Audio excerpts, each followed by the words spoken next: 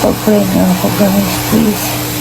Pag-pray niyo ako na natatapos ito pagsubok na ito.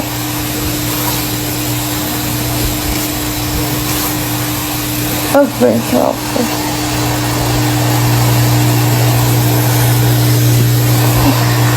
Kambal ni Mercy Sunot na si Juliet Sunot nagsalita na sa pagpanaw ng kapatid na si Mercy.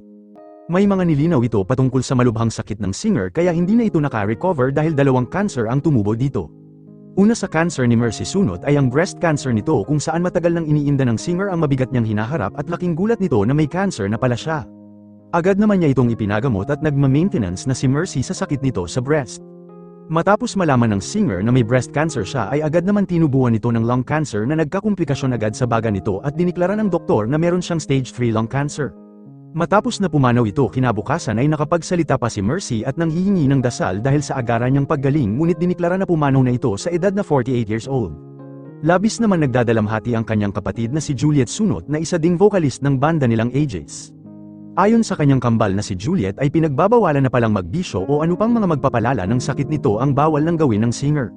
Katulad na lang ng paninigarilyo at pag-inom ng alak dahil dito na na-triggered ang sakit ni Mercy Sunot ngunit hindi pa rin ito nakinig at nagpatuloy pa rin sa mga bisyo ng singer.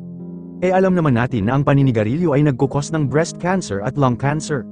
Kaya ito ang pinaka nagpa-triggered ng sakit niyang breast cancer at lung cancer na ikinamatay ng singer.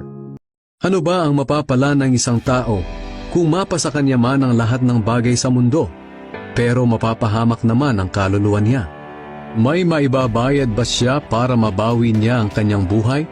Kung ako at ang mga aral ko ay kakahiya ni numan sa panahong ito, na ang mga tao'y makasalanan at hindi tapat sa Diyos, ikakahiya ko rin siya kapag ako na anak ng tao ay pumarito na taglay ang kapangyarihan ng aking Ama at kasama ang mga banal na anghel.